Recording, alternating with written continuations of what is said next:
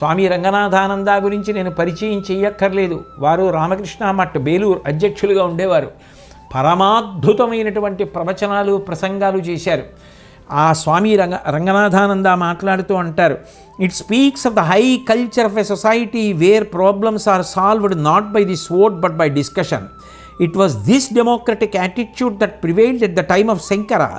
People were invited to hear the opposition of a new idea, and the subsequent discussion saw the opposition of idea to idea and the meeting of argument by argument. We have out of these clashes of ideas the emergence of a rational philosophy. We find at the time of Sankara people's minds ever ready to receive new ideas. There was an intellectual receptivity to truth. శంకరాచార్యుల వారి కాలంలో ఉన్న ఆరోగ్యకరమైన వాతావరణం ఏమిటి అంటే, భిన్న వాదనలున్నా అసలు ఏ సమస్యనైనా మనం చర్చ ద్వారా పరిష్కరించుకోవచ్చు అని కూర్చుని ఆరోగ్యవంతమైన వాతావరణంలో మాట్లాడేవారు. అవతల వారు చెప్పిన మాట వినే లక్షణం ఉండేది. విని మాట్లాడేవారు. మాట్లాడి అవతల వారు చెప్పిన దాంట్లో సత్యం ఉంది అంటే ఆ సత్యాన్ని అంగీకరించగలిగేవారు. ఎంతమంది మహాత్ములు ఏది చెప్పినా నాది పట్టుకునే నేను వేలాడతా, నాది గొప్ప ఇతరులది దిబ్బ అని మాట్లాడడం ఆ రోజులలో లేదు.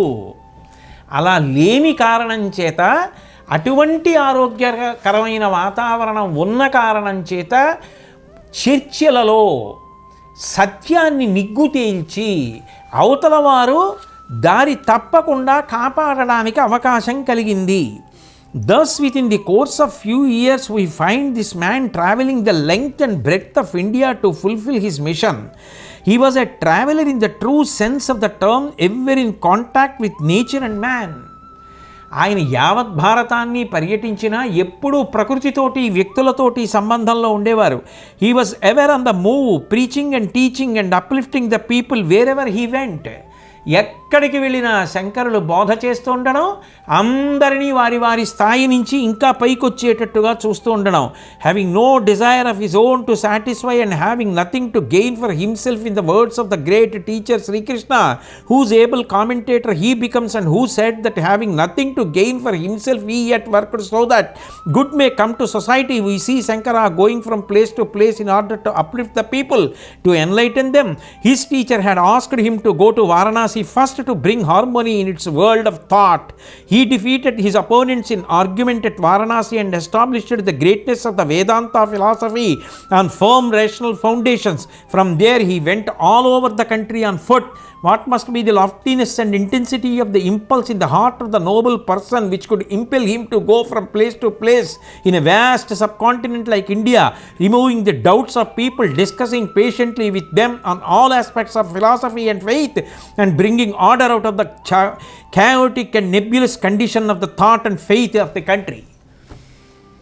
శ్రీకృష్ణ పరమాత్మ జగద్గురు స్థాయిని పొందినట్టే శంకర భగవత్పాదులు కూడా ఆ రోజులలో యావత్ భారతాన్ని పాదచారి అయి పర్యటిస్తూ పరమ ప్రేమతో ఎక్కడ ఎవరికి ఏ సందేహం ఉన్నా ఆ సందేహాన్ని తొలగిస్తూ, ఎవరితో మాట్లాడవలసి వచ్చినా వారిలో మంచి ఉంటే అంగీకరిస్తూ, వారు ఉన్న స్థాయి కన్నా ఇంకా పై స్థాయికి వెళ్ళేటట్టుగా ప్రయత్నం చేస్తూ, ప్రతి వారి యొక్క హృదయాన్ని గెలుచుకుంటూ, ఆయన గురువుగారైనటువంటి గోవింద భగవత్పాదాచార్యుల వారు వారణాసి పట్టణానికి వెళ్ళి నువ్వు బ్రహ్మసూత్ర భాష్యం చేసి అక్కడ ఉన్న పండితుల మనసులలో ఉన్న సందేహాలను తొలగించమని ఆదేశిస్తే, అక్కడ కూర్చుని బ్రహ్మసూత్ర భాష్యం చేయడమే కాకుండా వేదము యొక్క ప్రమాణమును నిలబెట్టడానికి వీలుగా అక్కడ ఉన్న పండితులందరితో చర్చించి అంగీకరింపచేసి ప్రథమ విజయాన్ని సాధించిన శంకర భగవత్పాదులు తర్వాత యావత్ భారతంలో గ్రామ గ్రామాన ఊరు ఊరున పర్యటిస్తూ అంత కష్టపడి ఎన్ని ఇబ్బందులు పడినా, ఎన్ని చర్చలు చేసినా పరమ ప్రేమ భావనతో అందరినీ నేను ఉద్ధరించగలిగితే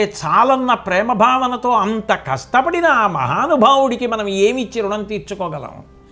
ఎంత ప్రేమ భావన, ఎంత కారుణ్యంతో అంత కష్టపడి ఆయన ప్రయాణం చేశారు, ఎంత గొప్పగా బోధ చేశారు.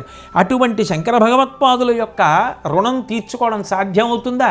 కేవలం శిరసు ఉంచి నమస్కరించగలమంతే. He was a teacher of unity. His spirit was universal. His mind was inclusive and not exclusive. He taught not mercy, toleration, but also dynamic acceptance. Herein lies the value of his works to us. ఆయన యొక్క గొప్పతనం ఎక్కడుంది అంటే he was a teacher of unity. అందరూ సమైక్యంగా ఉండవలసినటువంటి అవసరాన్ని లోకానికి బోధించినటువంటి మహానుభావుడు. He spirit was universal. ఆయన ఎవరినో ఒక దేశంలో, ఒక రాష్ట్రంలో, ఒక గ్రామంలో, ఒక ప్రాంతంలో, ఒక సంప్రదాయంలో ఉన్న వాళ్ళని మాత్రమే దృష్టిలో పెట్టుకొని మాట్లాడిన వారు కాదు. వారు ఏది మాట్లాడినా, వారు మాట్లాడినప్పుడు ఈ జగత్తులో ఎవరు ఎక్కడ ఉన్నా వారందరి ఉద్ధరణ కొరకు దయతో మాట్లాడిన మాటలను మాట్లాడిన శంకరాచార్యుల వారు. His mind was inclusive and not exclusive. ఆయన అన్నిటినీ కలుపుకునే ధోరణిలో వెళ్ళారు తప్ప ఇది పనికిరాదు, అది పనికిరాదు అని చెప్పి అవతల వారిని విమర్శిస్తూ, అవతల వారిని తక్కువ చేస్తూ తానే గొప్ప అంటూ మాట్లాడడం ఆయన యొక్క దృష్టిలో, ఆయన యొక్క విధానంలో ఎప్పుడూ లేనే లేదు. కాబట్టి his spirit was inclusive, his mind was inclusive and not exclusive. He taught not merely toleration but also dynamic acceptance. సహనం అంటే కేవలం ఏదో పిడివాదాన్ని ఒప్పుకోవడం అని కాదు. ఆయనలో గొప్పతనం ఎక్కడుందంటే సత్యం ఎక్కడున్నా దాన్ని అంగీకరించగలిగిన సహృదయతని లోకానికంతటికీ కూడా బోధ చేసే